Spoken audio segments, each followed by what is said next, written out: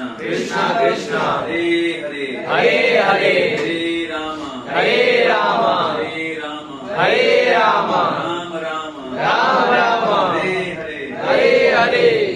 जय श्री हरि हो। तो आप लोग संकल्प कैंप में सब लोग खुश हैं? हरि बोल हरि बोल। तो अभी तक आप लोगों ने एक सेशन अटेंड किया है, फियर टू लव, और आपने कृष्ण सुदामा का ड्रामा भी देखा, अच्छा लगा? हरि बोल हरि बोल। और उसके बाद आप लोग दामोदर अष्टकम दीपदान किए, कीर्तन, अच्छा लगा? हरि बोल हरि बोल। हरि बोल।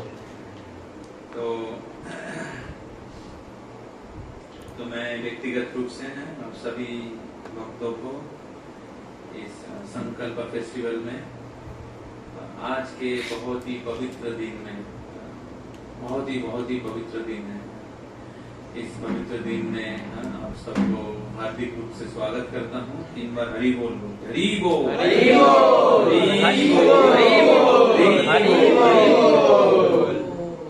तो मैं लास्ट में समय मिलता है कि मैं कुछ बताऊंगा आज के दिन का महत्व।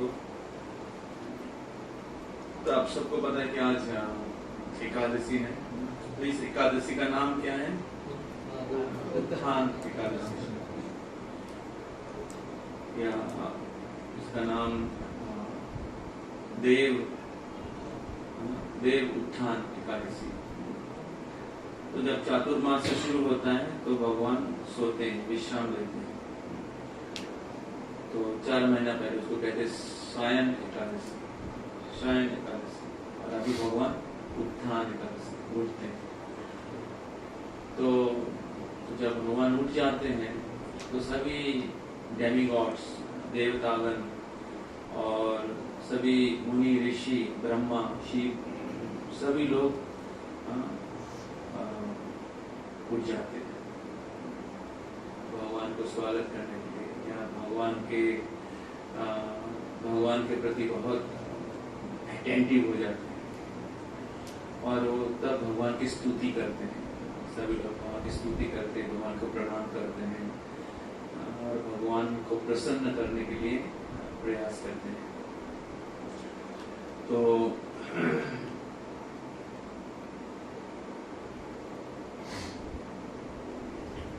तो ये एकादशी जो है, ये बहुत ही विशेष है। एकादशी को और एकादशी को भक्ति जननी कहा जाता है, मदर ऑफ भक्ति। एकादशी जो भी एकादशी ऑब्जर्व करते हैं तो एकादशी भक्ति प्रदायिनी। अभी आपने सुना है कार्तिक महीने में किस प्रकार कार्तिक महीना जो है बहुत ही विशेष है, जिसमें भगवान भक्ति दान करते हैं, दुर्लभ भक्ति हो भगवान दान करते हैं। और उसमें एकादशी है, जो एकादशी भक्ति प्रदाय भक्ति जननी, माधव तिथि भक्ति जननी जतने पालन करी। तो सोचिए आज का दिन कितना स्पेशल होगा। और उसमें आज का दिन भीष्म पंचक व्रत, उसके बारे में लास्ट में बताऊंगा। विष्णु पंचक, कार्तिक महीने का लास्ट 5 दिन को विष्णु पंचक कहते हैं। कार्तिक में लास्ट 5 दिन सबसे स्पेशल होता है और इसका शुरुआत होता है ये उत्थान एकादशी से। तो ये कृष्ण की अरेंजमेंट है। हम लोग जब वृंदावन गए थे तो हर स्पेशल दिन में हम लोग कुछ स्पेशल चीज कर रहे थे। जिस दिन दशहरा था तो हम लोग कामदगिरी पर्वत, इधर भगवान श्री रामचंद्र रहे थे, चित्रकूट धाम में, उस स्थान का, उस पर्वत का परिक्रमा कर रहे थे दशहरा के दिन। और जिस दिन हम लोग वृंदावन में प्रवेश कर रहे थे, वृंदावन में घुस रहे थे, उस दिन एकादशी का। और जिस दिन कार्तिक का शुरुआत था, कार्तिक महीने का, उस दिन हम लोग गोवर्धन का परिक्रमा किए और राधा कुंड, श्याम कुंड का स्नान किए। तो हम लोगों ने ऐसे सोच के ऐसे प्लान नहीं किया था, ये भगवान का प्लान था। तो भगवान की कृपा अहैतुकी है। तो बहुत बार हम लोग भगवान की कृपा को समझ नहीं पाते हैं, लेकिन अगर आप बहुत ही कॉन्शियस हैं, आप समझ पाएंगे किस प्रकार भगवान आपको कृपा कर रहे हैं। भगवान के रेसिप्रोकेशन आप दर्शन कर पाएंगे। Then the Supreme Lord will not remain as a historical person. Supreme Lord or His presence will never remain a theory for you. You can see His mercy upon you. आप देख पाएंगे कैसे कृष्ण की कृपा आपके जीवन में आ रहे हैं, किस प्रकार आप कृष्ण की भक्ति में थोड़ा आगे बढ़ने के लिए प्रयास कर रहे हैं, भक्तों के संग में आ रहे हैं, और किस प्रकार कृष्ण की कृपा का बरसात हो रहा है। उसी प्रकार देखिए ये कैंप हो रहा है, संकल्प कैंप या संकल्प फेस्टिवल, तो इसका पहला दिन इतने विशेष दिन में है, और आप सब लोग भगवान के सामने भक्तों के संग में उपस्थित हैं। जिसने मिस किया उसको पता नहीं क्या मिस किया है, लेकिन जो प्राप्त किए हैं, जिनको प्राप्त हुआ है, अगर वो सिंसियर है, वो समझ पाएंगे कि वो कितने भाग्यवान है। तो very very rare and auspicious transcendental day. तो आज इस पवित्र दिन में आप लोग इस संकल्प फेस्टिवल का शुरुआत हो रहा है, आप लोग भाग ले रहे हैं, तो आप लोग बहुत ही भाग्यशाली हैं। इस भाग्य को हमें सहारना चाहिए, इस भाग्य को हमें अप्रिशिएट करना चाहिए, और इसको हमें और हृदय के साथ हमारे जीवन में सुरक्षित रखना चाहिए। समझ रहे ना रजनीश? कहाँ है मन? मोबाइल में। So now we are going to discuss, though this topic is little big, but we don't have that much time. I'll give some essence of this topic. इस टॉपिक का कुछ सार बताएंगे। The topic is importance of disciplined life or importance of regulated life or importance of balanced life। ठीक है, ये topic का नाम है, तो इसके ऊपर हम लोग थोड़ा चर्चा करेंगे। टॉपिक का नाम आइकन बोलिए। Importance of disciplined life। ठीक, how many of you making notes? Raise your hand. Yes sir. Okay. There was one proper disciple. We are saying that remember means write it down. Remembrance means write it down. Kali Yuga memory is very short. You cannot remember for a long time. So therefore you have to write it down. When you write it down, then you can remember. When you write it down, you can remember for long time. So we'll read Bhagavad Gita chapter 6, text 16. So please repeat after me. Text 17. युक्ताहार विहारस्य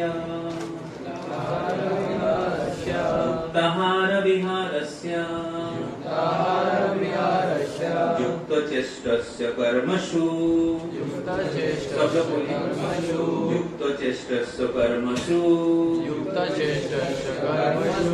युक्तस्वप्नबोधस्य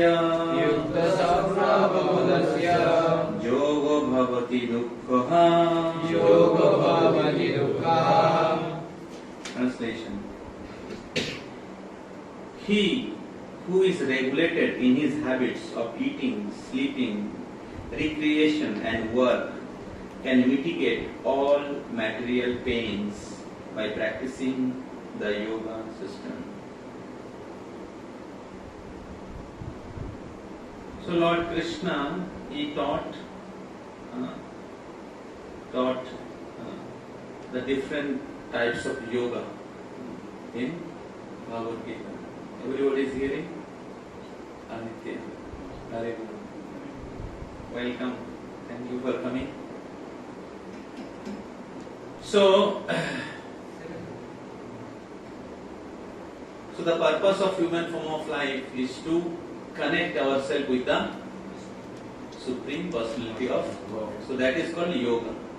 Yoga means plus. किनके साथ? भगवान के साथ. भगवान के साथ आत्मा का संबंध. इसको कहते हैं yoga. Yoga is not some physical exercise as it is taught today's world.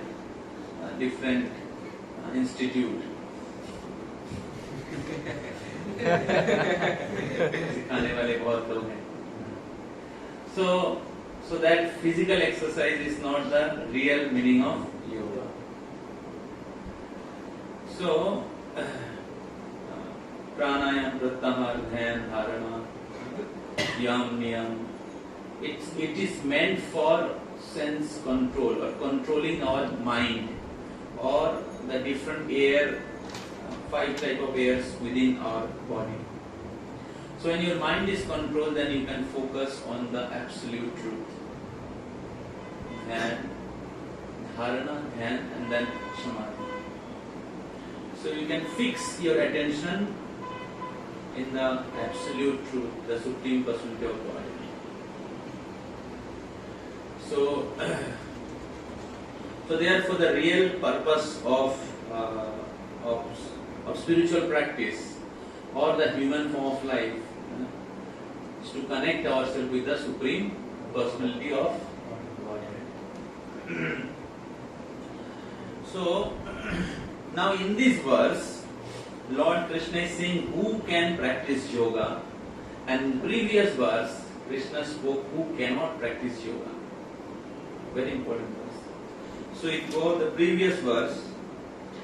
There is no possibility for one's becoming yogi, O Arjuna, if one eats too much or eat too little, sleep too much or does not sleep enough. So, person who eat too much or eat too little, less than his basic necessities, and sleep too much. College में लोग कितने बजे सोते हैं, कितने बजे उठते हैं, and does not sleep enough, then he cannot practice. There is no possibility of becoming yogi. या भगवान के साथ अपना संबंध वो जोड़ नहीं पाएगा, because life is too much unbalanced or indisciplined. Then in the next verse he is saying, he who is regulated in his habits of eating, sleeping, recreation and work can mitigate all the material pains by practicing the yoga system.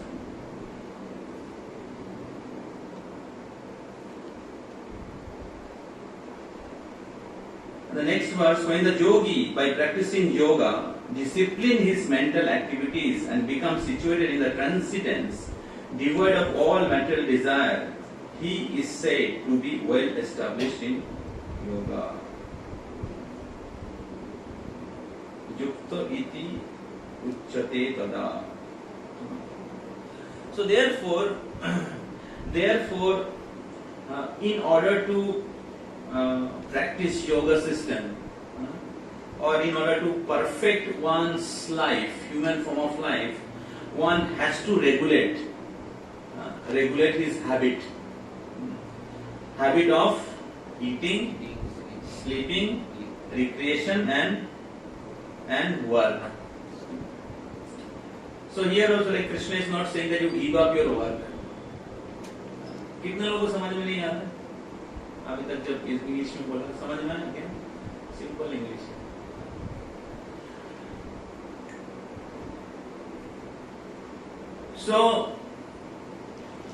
So Krishna is not saying that give up your work or material responsibilities.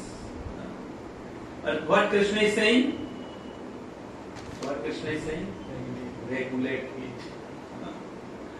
So one who regulate his habits of eating, खाना, सोना, या उनके काम करना और recreation. Recreation means recreation मतलब संतान उत्पादन करना। तो अभी ये जो रिक्रिएशन है ये आश्रम के अनुसार अलग अलग है। शादी के पहले या स्टूडेंट लाइफ में हमें इंद्रियों को संयम करना चाहिए और फिर after marriage there should be regulated sex life. So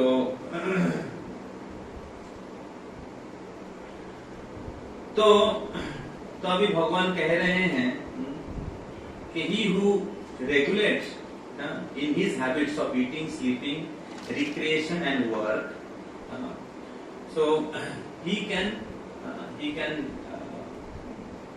practice the yoga system. And what is the result of practicing that yoga system? Yogo bhavati dukkha. Who can practice yoga? Person who regulates all these four kind of habits. So when he regulates his four kind of habits, his life is balanced. उनके जीवन क्या कहते हैं नियंत्रित होता है, उनके मन और बुद्धि नियंत्रित होता है और वो जीवन के जो परम लक्ष्य हैं या वो शरीर के चेतना से आध्यात्मिक चेतना में आता है और वो भगवान के साथ अपने संबंध में जीवन के जो उच्चतर लक्ष्य है उसमें वो अपना मन को स्थिर कर सकता है। तो और इस प्रकार सारे इंद्रियों को संयम करने के द्वारा एक डिसिप्लिन रेगुलेटेड लाइफ लीड करने के द्वारा एक व्यक्ति क्या होता है योगो भवति, एक योग में स्थिर होता है और योग में स्थिर होने के कारण क्या होता है योगो भवति दुखो आप, दुखो हा मीन्स दुखो नाम। तो he will become free from all the miseries. So work can mitigate all the material pains by practicing yoga system. That means you cannot become free from the pains of this material world without practicing yoga. Gita में भगवान कहते हैं मामुपेत्तो पुनर्जन्मो दुःखालयम अशाश्वतम। कृष्ण अर्जुन को कहते दुःखालय, भौतिक जगत जो है दुःखालय, यू कैनॉट अवॉइड। जैसे हम लोग इस रूम में बैठे हैं, इस रूम का जो इन्फ्लुएंस है हम सबके ऊपर है, फैन हो लाइट हो, उसी प्रकार हम लोग इस भौतिक जगत में हैं। तो भौतिक जगत के जो अलग अलग प्रकार की समस्याएं हैं तो दुःखालयम अशाश्वतम मामुपेत्तो पुनर्जन्म, जन्म मृत्यु का चक्र है और दुःखालय विद्यालय क्या मिलता है औषधालय भोजनालय दुःखालय कौन बोल रहे हैं मैन्युफैक्चरर, उन्होंने एक साइन बोर्ड लगाया है। तो इसलिए एक्चुअली स्पिरिचुअल प्रैक्टिस करने के लिए थोड़ा सा इंटेलिजेंस जरूरत है। स्पिरिचुअल प्रैक्टिस इंटेलिजेंट लोगों के लिए है। बुद्धू लोग क्या करेंगे साइन बोर्ड नहीं देख के घुस जाएंगे and that people are doing, they don't know the characteristic the real situation of this material world. See last 50 years so much advancement has taken place, material platform, but misery has reduced, increased 1,000 times more. Suicide rate increased, divorce rate increased, war increased, terrorism increased, disease increased. What have not increased? Family problem increased, social problem increased, mental problem increased.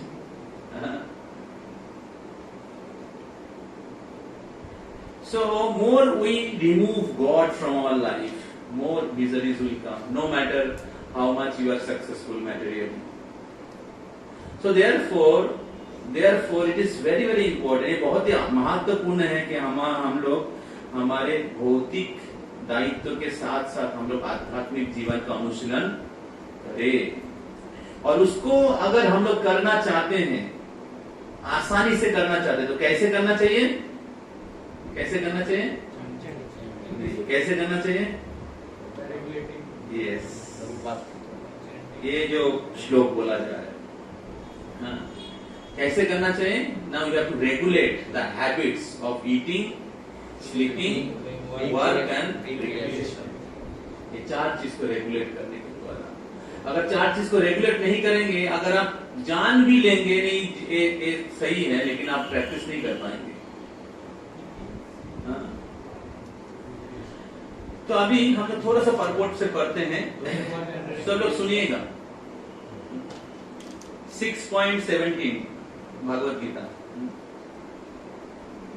Extravagance in the matter of eating, sleeping, defending and mating, which are the demands of the body, can block the advancement in the practice of yoga. Extravagance in the matter of eating, sleeping, defending and mating, which are the demands of the body, can block the advancement in the practice of yoga. So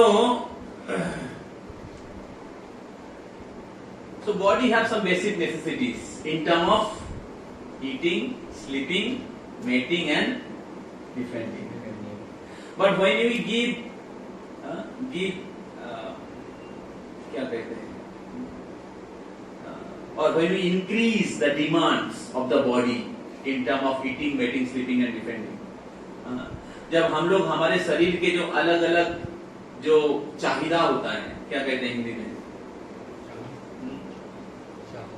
हमारे शरीर के जो अलग अलग प्रकार के जो या इंद्रिय के अलग अलग प्रकार के जो जरूरत है उसको भरा देते हैं जरूरत से ज्यादा, तब क्या होता है?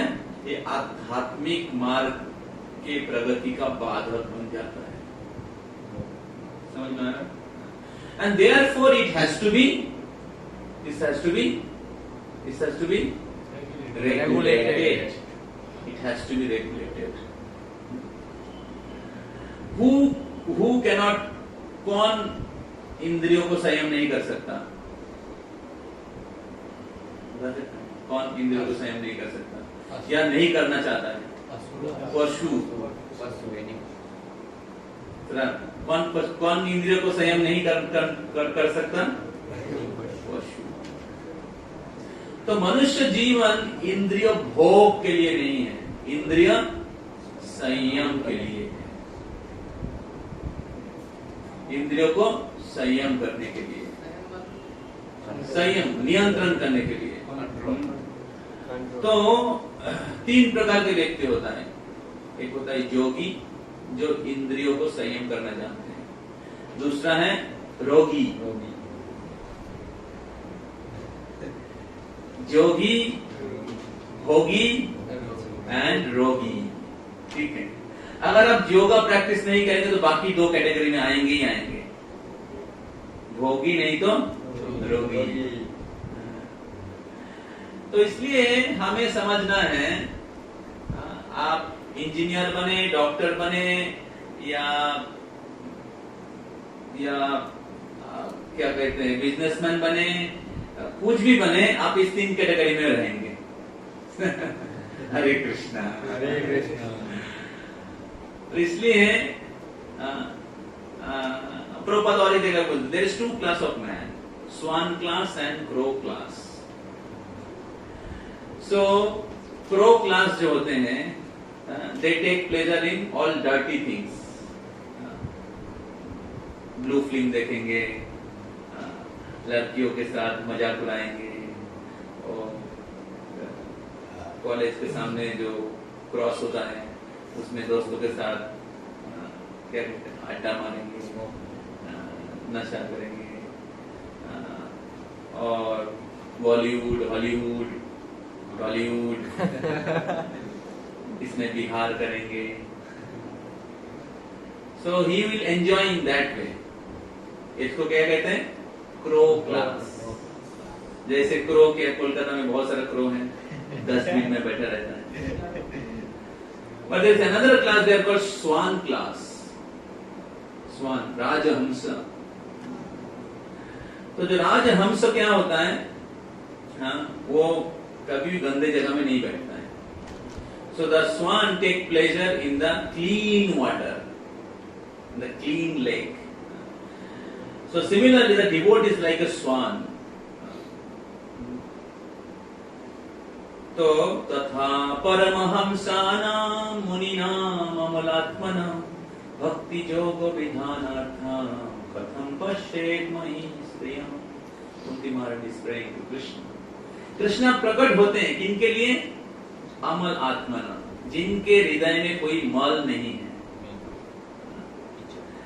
तो तथा परमहंसानां, जो परमहंस swan like devotees, they are spotless, pure,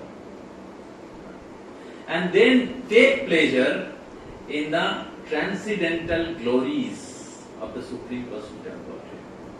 परम पुरुषोत्तम भगवान के कथा, उनके गुण, उनके लीला, उनके श्री विग्रह का दर्शन, उनके प्रसाद, इसमें आनंद.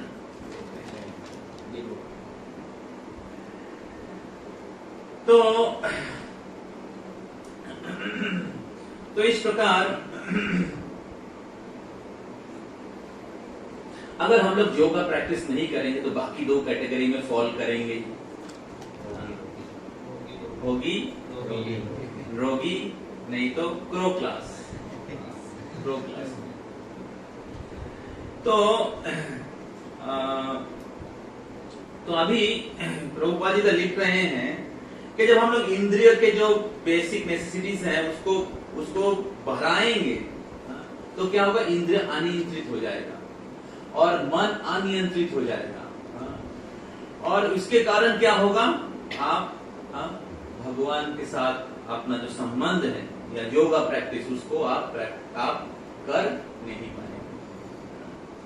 तो ये तो आध्यात्मिक जीवन के लिए तो खराब है ही भी, और इवन आपके जो मैटेरियल लाइफ है, आपके कैरियर है, आपके स्टडीज हैं, अच्छे से आपका ड्यूटी परफॉर्म करेंगे उसके लिए भी खराब.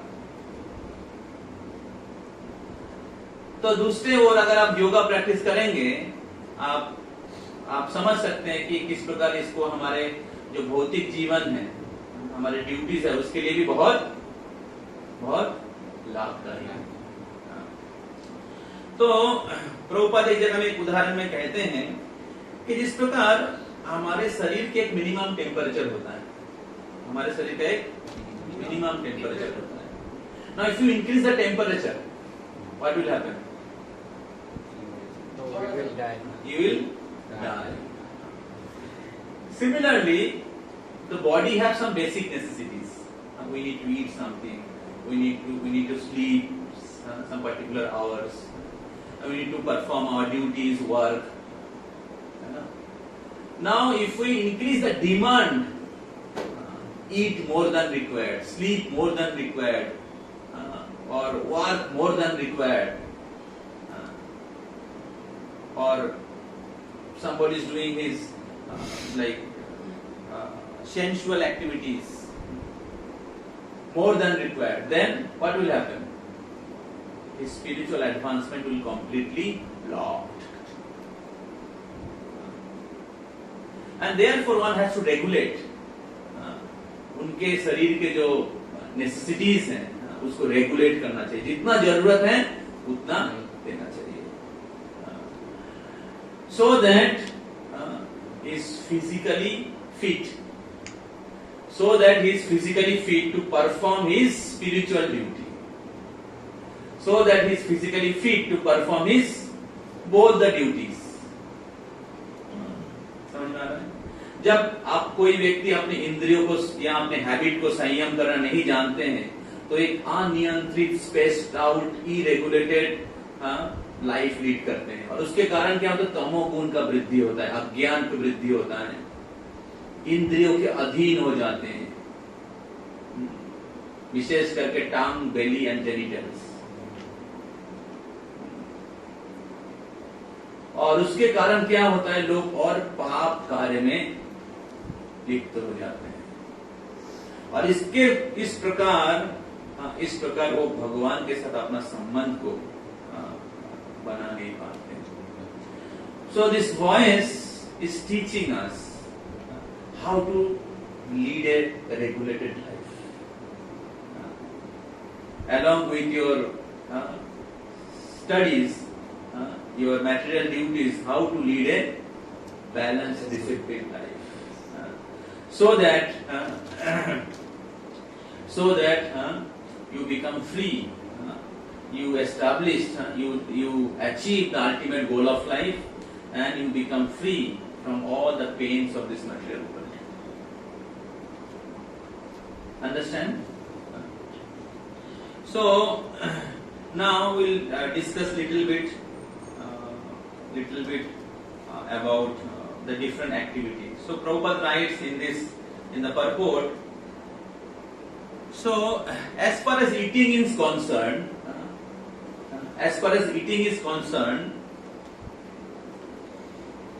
one can regulate only when one is practiced to take and accept prasadam, the sanctified food. तो ईटिंग कैसे रेगुलेट होता है? जब केवल हम लोग भगवान को अर्पित किया हुआ प्रसाद को स्वीकार करते हैं। तो भागवत गीता में 9.26 में भगवान कहते हैं, पत्रम पुष्पम फलम तोयम जो मे भक्ता प्रजच्छति तदहम भक्तो अपरितम अश्नामि प्रजतात्मनः। पत्रम पुष्पम फलम तोयम, जो पत्र, पुष्प, फल और जल भक्ति के साथ हमें अर्पण करते हैं, तो तदहम भक्तो अपरितम अश्नामि, तो ऐसे भक्तों के भक्ति से निवेदन किया हुआ जो नैवेद्य है वो मैं स्वीकार करता हूं। अश्नामी, मैं खाता हूं। प्रजतात्मनः, तो भगवान ऑलरेडी भागवत गीता में वेजिटेरियन फूड को रिकमेंड किया है, और केवल वेजिटेरियन फूड सफिशिएंट नहीं है, क्या करना चाहिए? उसको भगवान को अर्पण करना चाहिए। तो जब भगवान को अर्पण किया जाता है तो क्या होता है? वो सैंक्टिफाइड हो जाता है, वो प्यूरिफाई हो जाता है। भागवत गीता के 3 अध्याय में भगवान एक जगह में लिखते हैं, यज्ञाच्छिष्टासिनो संतो मुच्यन्ते सर्व किल विषयी भुंजन्ते ते तु अघम पापा जे पच्यन्ति आत्मकारणात्। जे पच्यन्ति आत्मकारणात्, जो अपने लिए कुकिंग करते हैं, भुंजन्ते ते तु अघम पापा। भुंजन्ते मतलब भोजन करते, क्या? अघम, अघम means unlimited, papa means sin. So when food is cooked, even vegetarian food, without offer to Krishna, then you are eating the sin. मैंने पहले भी कहा था, जब कोई व्यक्ति खाते हैं तो क्या खाते हैं? पाप। 6 व्यक्ति का पाप रहता है। कोई भी खाना पकता है, जिसने खेती किया है, जिसने बीज बोया है, जिसने कल्टीवेट किया है, जिसने उसको उगाया है, जिसने उसको बाजार में लाया है, जिसने खरीदा है, जिसने कुकिंग किया है, और अंत में जिसने जो खाया है, वो इतने उसके पहले जितने लोग हैं, इस सारे लोगों के पाप वो खाना पड़ता है। तो इसलिए भगवान कह रहे यज्ञाच्छिष्ट सिनो संतो। यज्ञ मतलब विष्णु, भगवान के और एक नाम है यज्ञ। तो यज्ञाच्छिष्ट, भगवान विष्णु के जो उच्छिष्ट हैं, मुच्यन्ते सर्व किल विषय। मुच्यन्ते मतलब डिस्ट्रॉय, सर्व किल विषय मतलब पाप। So when you eat food offered to Krishna, then automatically your senses are purified. Automatically you become free from all reaction of the sin. Prabhupada ji में लिखते हैं अगर कोई प्रसाद खाते हैं प्रॉपर स्टैंडर्ड के अनुसार वो कभी बीमार नहीं पड़ेगा, उसका स्टैंडर्ड होता है। तो अभी what people are doing, people are not taking prasad and they are taking all non-vegetarian food. They are consuming meat and the food is in the mode of passion and ignorance. So now this type of food is not meant for human consumption. ये मनुष्य के लिए अनुमोदित food नहीं है। सभी जीवों के लिए ढक के लाइए, कपड़े से ढक के लाइए। सभी जीवों के लिए एक है उनका एक क्या कहते हैं रिकमेंडेड फूड होता है। भगवान के राज्य में सभी जीवों के लिए रिकमेंडेड फूड होता है। तो मनुष्य के लिए मनुष्य जीवन जो है भगवान के साथ अपना संबंध को पुनर्जागरित करने के लिए, और उस पुनर्जागरित करने के लिए हमें भगवान को अर्पित किया हुआ सात्विक भोजन लेना चाहिए। रजो और तमोगुण के अगर भोजन लेते हैं हम लोग तो वो हमारे अंदर अज्ञान और क्या कहते हैं एजिटेशन, इंद्रियों के जो डिमांड उसको और इंक्रीज करता है। तो तब क्या होगा, योगा प्रैक्टिस करना मुश्किल हो जाएगा और ये पाप कार्य में भी आएगा। तो साइड दे दीजिए। तो इसलिए हमें सात्विक भोजन और जो भगवान को अर्पित किया हुआ, अभी जब कृष्ण प्रसाद लेते हैं स्वाभाविक रूप से ऑटोमेटिकली सारे सात्विक और सैंटिफाइड फूड सब नेचुरली फॉलो हो जाते हैं। जब आप कृष्णटेरियन बन जाते हैं तो नेचुरली आप वेजिटेरियन बन जाते हैं। समझ में आ रहा है? और स्वाभाविक रूप से जब भी आप कृष्ण भक्त बन जाते हैं, कृष्ण की भक्ति करते हैं, तभी क्या होता है, स्वाभाविक रूप से आपको नॉन वेज छूट जाता है। नेचुरली सेंस कंट्रोल हो जाता है, रेगुलेटेड हो जाता है जब कृष्ण कॉन्शियस बन जाते हैं। समझ में आ रहा है? तो अगर कोई व्यक्ति नॉन वेजिटेरियन फूड लेते हैं जो मनुष्य के लिए अनुमोदित नहीं है, वो कृष्ण को स्मरण नहीं कर पाएगा। क्योंकि नॉन वेजिटेरियन जो फूड है ये पशु के लिए है और ये धर्म के जो प्रिंसिपल है उसको ब्रेक करते हैं, दया गुण को ब्रेक करते हैं। तो इसलिए हमें वेजिटेरियन या प्रसाद लेने के लिए प्रयास करना चाहिए। और जब आप वॉइस में रहते हैं या वॉइस के साथ जुड़े रहते, स्वाभाविक रूप से ये हो जाता है। दूसरा है sleeping, eating, next is sleeping. तो प्रभुपाद जी कहते हैं, इधर लिखते हैं, as far as sleeping is concern, a Krishna conscious person is always alert in discharging his duties in Krishna consciousness, and therefore any unnecessary time spent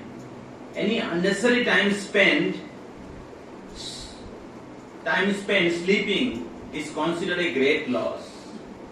Close the button.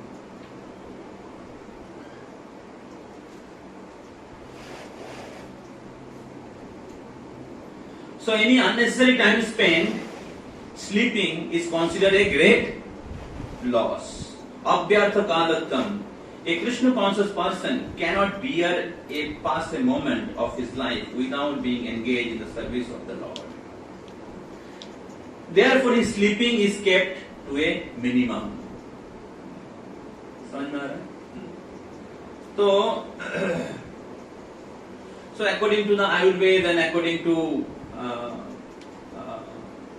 scripture and medical science also, every person need minimum 6 hour rest, 6.5 hours.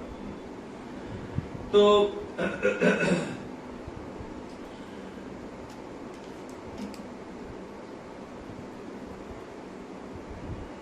जब हम लोग उससे ज्यादा समय सोते हैं तो हमारे जीवन के सबसे कीमती समय जो है, मनुष्य जीवन के सबसे कीमती समय हम लोग बर्बाद करते हैं। तो प्रभुपाद लिखते हैं इधर, अव्यर्थ कालत्तम, एक भक्त का एक लक्षण होता है अव्यर्थ कालत्तम, जो एक भी समय बर्बाद नहीं करते हैं। तो जो कृष्ण कॉन्शियस पर्सन होता है वो हमेशा अलर्ट रहते हैं, हमेशा अलर्ट रहते हैं अपने मनुष्य जीवन के सबसे महत्वपूर्ण कार्य को संपादन करने के लिए। तो इसलिए कृष्ण कॉन्शियस पर्सन एक भी समय बर्बाद नहीं करते हैं, विशेष करके जरूरत से ज्यादा निद्रा में रहकर। निद्रा मतलब अज्ञान, निद्रा मतलब तमोगुण।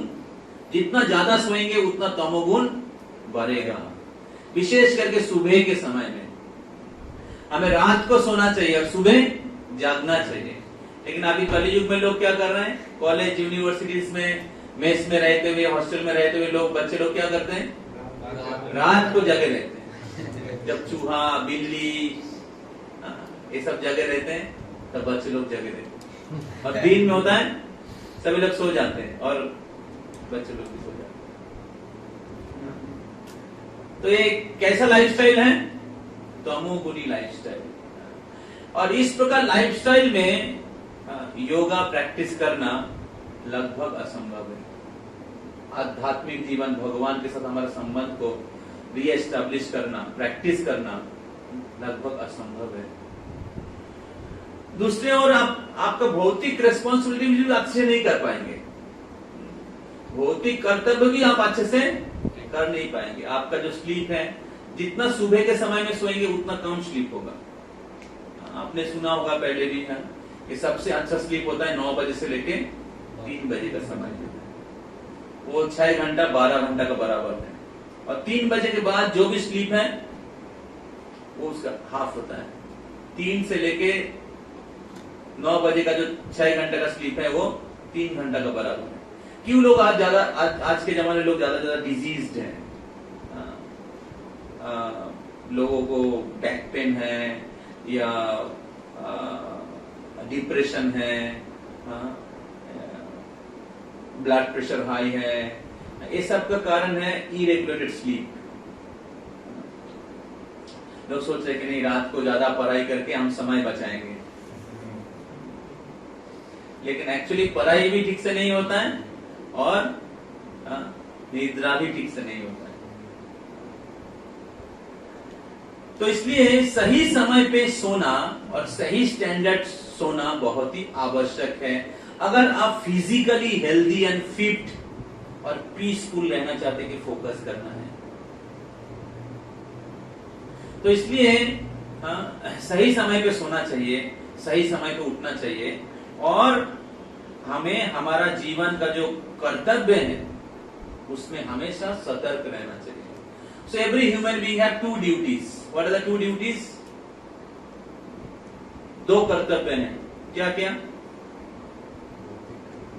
एक है भौतिक कर्तव्य जो शरीर के साथ जुड़ा हुआ है, और एक है आध्यात्मिक कर्तव्य जो आत्मा के साथ जुड़ा हुआ है। अगर कोई भौतिक कर्तव्यों का पालन ठीक से नहीं करते, सही समय पे नहीं करते हैं, तो क्या होगा, मैटेरियल लाइफ पे डिस्टर्ब रहेगा। तो उसको अच्छे से करना चाहिए, टाइम पे करना चाहिए। और अगर कोई व्यक्ति उसका आध्यात्मिक कर्तव्य का पालन नहीं करते हैं तो क्या कर रहे हैं, क्या कर रहे हैं,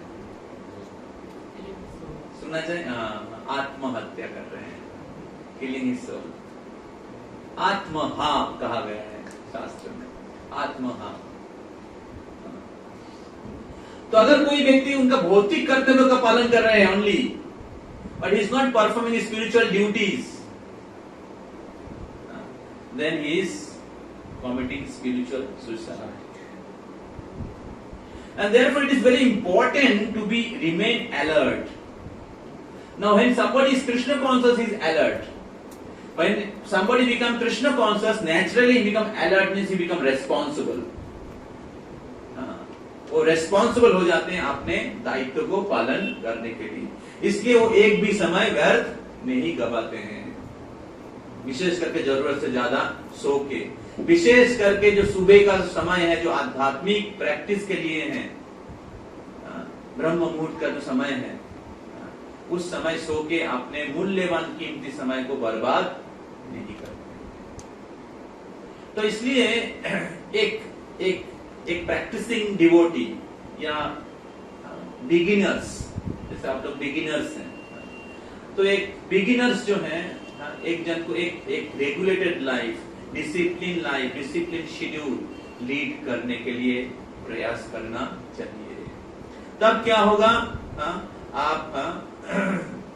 आप सही समय पे सोएंगे, सही समय पे उठ जाएंगे, सही समय पे स्पिरिचुअल प्रैक्टिस करेंगे, सही समय में पढ़ाई करेंगे, और इस प्रकार क्या होगा, आपका लाइफ बहुत सुंदर तरीके से, क्या कहते हैं, बहुत अच्छे तरीके से आगे बढ़ता रहेगा। और इस प्रकार आप एक पीसफुल हैप्पी लाइफ लीड करेंगे। So you'll be materially satisfied. Also, you are going towards the ultimate goal of life. समझ में आ रहा है? तो इसलिए we should not sleep more than 6 hours or 6.5 hours. कभी कभी आपका हेल्थ इश्यू है, ज्यादा सो सकते हैं, या कभी कभी बहुत थक गए हैं, कुछ ज्यादा सेवा कर दिया, लेकिन बाकी समय रेगुलरली हमें निर्दिष्ट समय। तो वॉइस में हम लोग इस भागवत गीता के आधार पे जो भगवान दिया है स्टैंडर्ड, इस कैंप में भी आपको एक अपॉर्चुनिटीज है उसका प्रैक्टिस करने का, उसका आदत लगाने का। ज्यादातर लोग हम लोग जब घर में थे सभी लोग इसको ही ज्यादातर फॉलो करते हैं, लेकिन जब कॉलेज में आ जाते हैं, हॉस्टल में आते हैं, शहर में आ जाते हैं, तो शहर का जो तमोगुण का इन्फ्लुएंस हमारे ऊपर आ जाता है, बैड एसोसिएशन का इन्फ्लुएंस आ जाता है। तब क्या होता है, सब बुरी आदत हमारे ऊपर लग जाता है। Yes,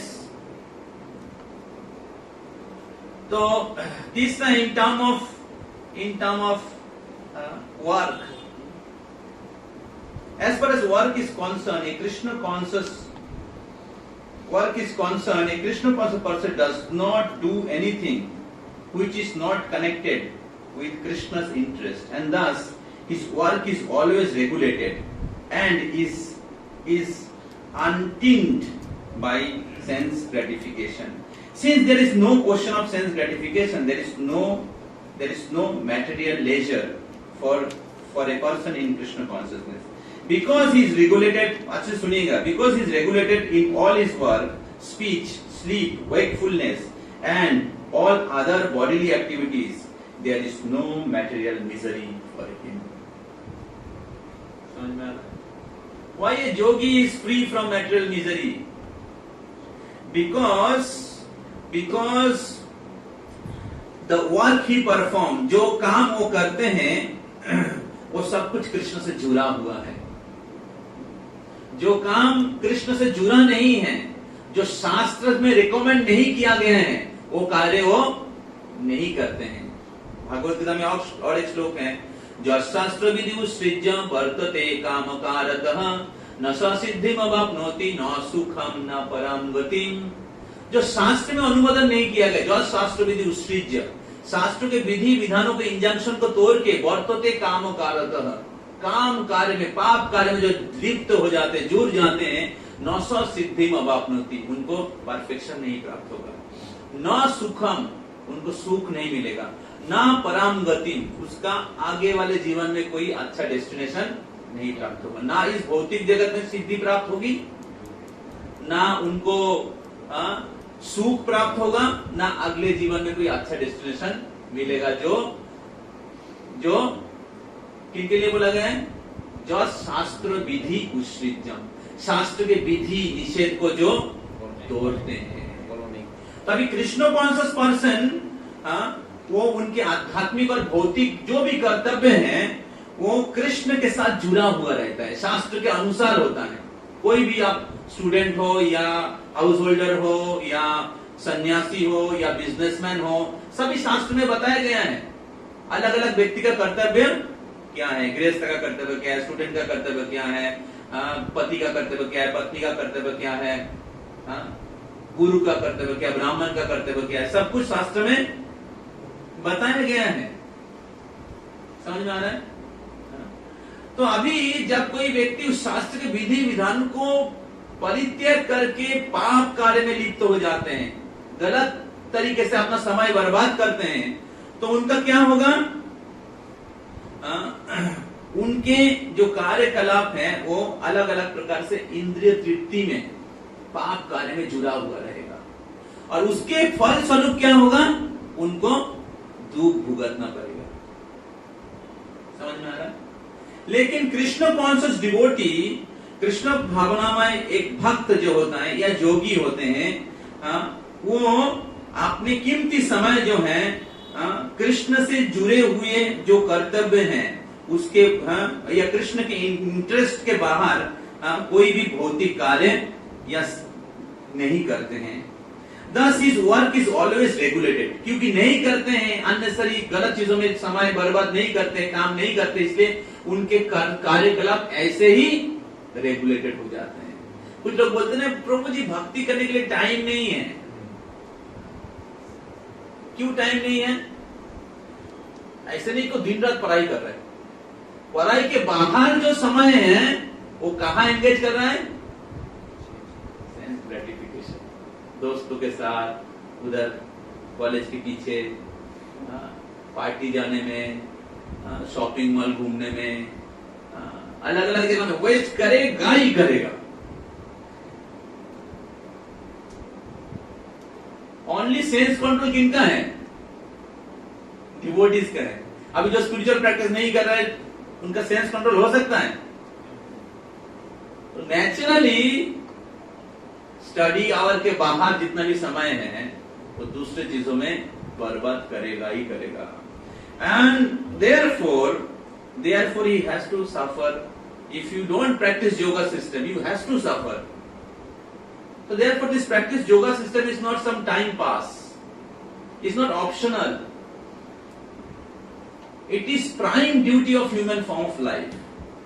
It is not some spiritual materialist लोगों के लिए बोला जा रहा है। कैसे आपका भौतिक आध्यात्मिक दोनों कैसे बैलेंस करके आप जीवन के परम लक्ष्य को प्राप्त कर सकते हैं। Krishna is not saying here for sannyasis. समझ में आ रहा है ना? तो क्योंकि since there is no question of sense gratification and there is no material leisure for a person in Krishna concept, because he is regulated in all his work speech. क्योंकि एक कृष्ण भावनामय व्यक्ति का जो ड्यूटीज हैं, उनके स्पीच हैं, उनके स्लीप हैं या उनके ईटिंग है, सब कुछ कृष्ण से जुड़ा हुआ है, इसलिए रेगुलेटेड है। इसलिए एक कृष्ण भावनामय जो भक्त है या योगी है, उनके हर कार्यकलाप जो है सेंस ग्रेटिफिकेशन से मुक्त है। और क्योंकि ये सेंस ग्रेटिफिकेशन से मुक्त है, इसलिए वो कभी भी वो हमेशा इस भौतिक जगत के दुख से मुक्त रहते हैं। समझ में आ रहा है? And therefore it is very very important we practice this verse. युक्तहार विहारस्य युक्त चेष्टसु कर्मसु युक्त स्वप्न भवदस्य योग भवति दुःखम्। इस प्रकार अगर आप रेगुलेटेड लाइफ लीड करेंगे तो आप दुख भाव, इस दुख से मुक्त हो सकते हैं। हालांकि भौतिक जगत दुखमय है, लेकिन अगर आप योगा प्रैक्टिस करेंगे तो आप आपके जो हर एक्टिविटी इस भौतिक जगत के कलमश से मुक्त रहेगा और हमेशा आप भगवान से जुड़े रहेंगे, जीवन के परम लक्ष्य में फोकस कर पाएंगे। तो this voice is helping you to lead a regulated disciplined life. So today is Bhishma Panchak, the first day of Bhishma Panchak. Now Bhishma Dev, when he was leaving his body, he performed this Vishnu Panchak. The last 5 days of Kartik is called Vishnu Panchak. And Bhishma Dev, he observed these last 5 days while leaving his body. He was preparing to leave his body, and to prepare to leave his body, he observed this last 5 days. समझ में आ रहा है? हाँ? और इसलिए इसका और एक नाम है भीष्म पंचक, क्योंकि भीष्म देव ने इस 5 दिन को ऑब्जर्व किया था। दामोदर महीने को भगवान दामोदर की आराधना करके जब वो सरसैया में सोए हुए थे, अपने शरीर छोड़ने के लिए तैयारी कर रहे थे, तब उन्होंने भगवान को प्राप्त करने के लिए, भगवान के धाम में वापस चले जाने के लिए उन्होंने 5 दिन को ऑब्जर्व किया था। तो अभी भीष्मदेव जब सरसैया में सोए हुए थे, तो तब भीष्मदेव की इच्छा थी, भीष्मदेव की इच्छा मृत्यु वरदान था, आपको पता है। तो भीष्मदेव चाह रहे थे कि उनके मृत्यु के समय स्वयं भगवान उनको आके दर्शन दे, स्वयं भगवान। तो भीष्मदेव अपेक्षा कर रहे थे। दूसरे ओर कुरुक्षेत्र के युद्ध के बाद भगवान श्री कृष्ण हस्तिनापुर से द्वारका जाने के लिए तैयारी कर रहे थे। Krishna was leaving the Hastinapur, बहुत दिन कृष्ण द्वारका के बाहर थे। तो तब क्या हुआ, कुंती महारानी कृष्ण को प्रार्थना कर रहे हैं, कृष्ण आप हमें छोड़ के मत जाइए, आप रह जाइए। तो कृष्ण एक बार रुक गए थे, दूसरी बार जब कृष्ण जा रहे थे तो कुंती माँ ने फिर से प्रार्थना कर रही थी कि कृष्ण मत जाइए हमें छोड़ के, हमारे पास कुछ नहीं था लेकिन आप हमारे साथ थे, अभी हमको राज्य मिल गया लेकिन आप हमें छोड़ के जा रहे हैं, तो फिर हमें क्या लाभ हुआ, आप हमें छोड़ के मत जाइए। तो तब कृष्ण रुक गए 2 कारण के लिए, याद रखिएगा। एक है भीष्मदेव सरसैया में सोए हुए थे और भीष्मदेव चाह रहे थे कृष्ण आके उनको दर्शन दे, तो इसलिए भीष्मदेव को दर्शन देने के लिए कृष्ण रुक गए। दूसरा कारण था, जब कुरुक्षेत्र के युद्ध के बाद युधिष्ठिर महाराज बहुत भ्रमित हो गए और वो बोलने लगे कि मेरे लिए सारा युद्ध हुआ है, मैं ही इतने सारे लोगों की मृत्यु का कारण हूं, मैं राजा के पद के लिए लोलुप था और इसलिए मेरी भोग के लिए मैं ये युद्ध का आयोजन हुआ, तो मैं इतने लोगों का दुख का कारण हूं, मैं राजा नहीं बनना चाहता हूं। तो भगवान श्री कृष्ण बहुत बार समझा रहे हैं युधिष्ठिर महाराज को, लेकिन युधिष्ठिर महाराज समझ ही नहीं रहे, बहुत प्रयास किए लेकिन समझ ही नहीं रहे।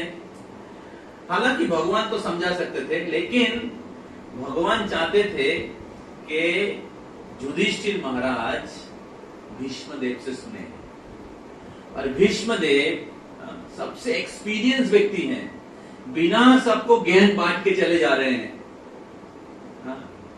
जब भी कोई एक्सपीरियंस व्यक्ति हो हमें उनका एसोसिएशन लेना चाहिए, विशेष करके अगर आध्यात्मिक मार्ग में प्रवीण व्यक्ति हो उनसे सुनना चाहिए, उनके अनुभव। तो भगवान चाहते थे कि युधिष्ठिर महाराज भीष्मदेव से सुने और भीष्मदेव युधिष्ठिर महाराज को उद्देश्य करके पूरे दुनिया को ज्ञान प्रदान करें। और इस प्रकार भगवान श्री कृष्ण भीष्मदेव के गुणगान करना चाहते थे।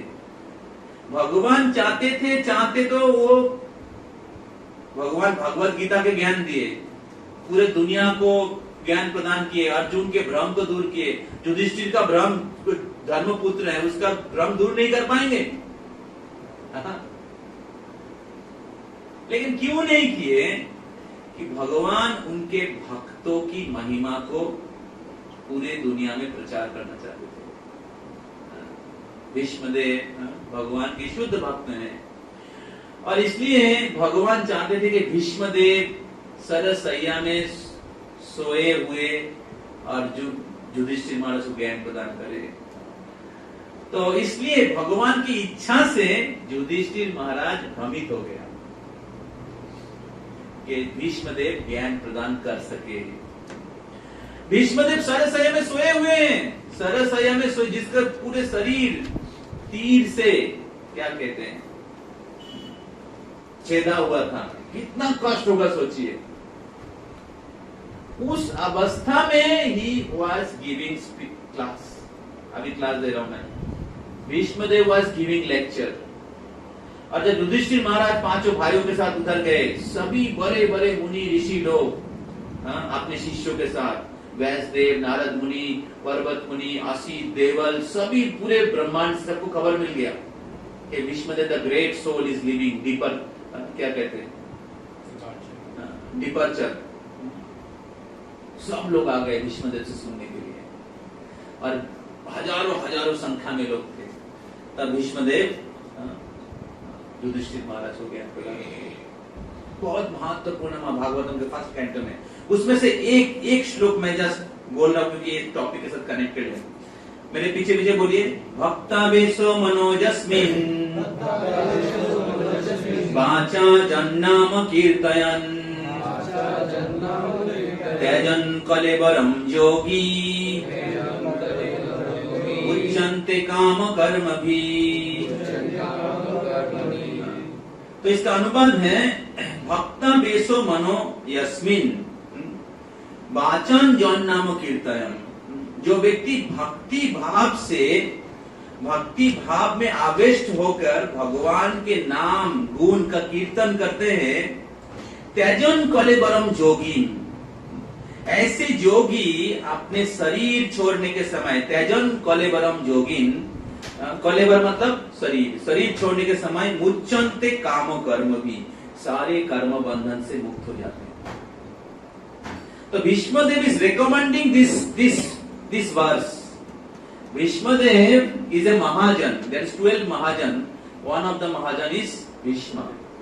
तो 12 महाजन में एक महाजन भीष्मदेव इस भक्ति योगा को रिकमेंड कर रहे हैं, और खुद रिकमेंड नहीं कर रहे हैं, अपने लाइफ से एग्जाम्पल दिखा के जा रहे हैं। उनके पूरे जीवन में उन्होंने भक्ति योग का अनुशीलन किया। हालांकि उन्होंने कौरवों के साथ या पांडवों के खिलाफ युद्ध किया, उसके पीछे और दूसरा एक कारण है, कभी हम लोग दूसरे क्लास में बताएंगे। लेकिन भीष्मदेव भगवान के महान भक्त थे और उन्होंने सारे जीवन भगवान की भक्ति किए, और भगवान मृत्यु के समय उनको दर्शन देने के लिए आए। इससे भाग्यवान और कौन हो सकता है?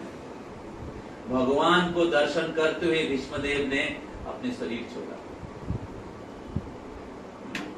तो इस प्रकार अगर कोई व्यक्ति इस भक्ति योग का अनुशीलन करते हैं, डिसिप्लिन लाइफ लीड करते हैं, जीवन के परम लक्ष्य को समझते हैं, मनुष्य जीवन बहुत कीमती है, उसको इंद्रिय भोग के पीछे समय बर्बाद नहीं व्यर्थ करना चाहिए। तो इसलिए आपके स्टूडेंट लाइफ के साथ साथ या आपके वर्किंग लाइफ के साथ एक डिसिप्लिन लाइफ लीड करिए, स्पिरिचुअल लाइफ को अपने जीवन में महत्व दीजिए। समझ में आ रहा? और इस प्रकार आप इस भौतिक जगत में भी सुखी रहेंगे, और मृत्यु के पश्चात त्यजन कलेवरम योगिन मुच्यन्ते काम कर्म भी, सारे कर्म बंधन से मुक्त होके भगवान के शाश्वत धाम चले जाएंगे। So today is the first day of Vishnu, but the next 5 days Vishnudev observed very sincerely, with full of his heart. Everybody has to die, as sure as death. And therefore, by practicing this yoga system, this disciplined spiritual life, lead करके we can prepare all life going back to God. Human life is a preparation, death is an examination, and everybody sit for that exam. So therefore, let us prepare this human form of life, not wasting like all क्या कहते हैं, all useless souls who are wasting their important time and life. बाकी बच्चों के जैसा time बर्बाद नहीं करके, पाप कार्य में नहीं जुड़ के, असत्संग में नहीं जाके, भक्तों के साथ में एक डिसिप्लिन लाइफ, स्पिरिचुअल लाइफ, आध्यात्मिक जीवन का अनुशीलन करते हुए, अपने कर्तव्य को सही समय पे सही तरीके से करते हुए अपने जीवन को परम लक्ष्य को हरे कृष्णा कृष्णा कृष्णा हरे हरे, हरे राम राम राम हरे हरे। श्रील प्रभुपाद की जय, विष्णुदेव की जय, गौर प्रेमानंदे Hare Hare. So I thank all of you for enthusiastically coming for this camp, and this camp will give you some glimpse. This camp will give you some glimpse of spiritual happiness. And this camp will give you that how if you lead a disciplined life, how you can be happy and joyful. More you lead a disciplined life, more you will get energy. रात को सो जाएंगे, सुबह उठ जाएंगे तो, और सुबह उठ कर स्पिरिचुअल प्रैक्टिस करेंगे तो पूरे दिन का एनर्जी मिलेगा। भौतिकवादी भी हमेशा सोया रहता है, और उनका नींद कब खुल जाता है, उत्साह कब मिलता है, सेंस ग्रेटिफिकेशन का समय आता है, तब उनको बहुत उत्साह आ जाता है पाप कार्य करने के लिए, और उसको पता नहीं कि पीछे खड़ा है जमराज, जमदंड लेके। पिछले जीवन में, इसी जीवन में दुख भुगतना पड़ेगा। भागवत गीता का एक एक शब्द जो है, क्या कहते हैं इसको, वो पत्थर का लकीर है, भगवान की मुख निश्चित वाणी है, एक भी शब्द चेंज नहीं होगा। तो इसलिए जो डिवोटीज हैं, ऐसे मत सोचिए बुद्धू है, सो बी इंटेलिजेंट। हरे कृष्ण। तो इसलिए उत्साह के साथ इस कैंप को अटेंड करिए और इसके अनुसार आपके जीवन को सजाइए, भागवत गीता के प्रिंसिपल के अनुसार, and thus lead a best life. Best life. Yudhishthira Maharaj best life. Prabhupada क्या सोचिए, प्रभुपाद 70 साल की उम्र में इतना बड़ा इंटरनेशनल सोसाइटी का मैनेजमेंट किया, और 12 साल में 14 बार पूरे पृथ्वी का भ्रमण किया, 80 से ज्यादा किताब लिखा, और बाकी चीज मैं नहीं बोल रहा हूँ। ये सारे चीज करने के बाद भी प्रभुपाद जी के पास खाने के समय 40 मिनट समय था खाने के लिए, और अपने टेबल में जो क्या कहते हैं, पेन स्टैंड, क्या कहते हैं इसको, पेन स्टैंड में पेन रखने का भी समय था। तो अगर आप भागवत गीता इस प्रिंसिपल को यूज करेंगे, आप देखिएगा आपके पास बहुत समय है, और आपको समझ में आएगा समय कैसे यूटिलाइज करना होता है। नहीं तो हम लोग ज्ञान में भी सोए हुए रहे। Hare Krishna. So please take Krishna.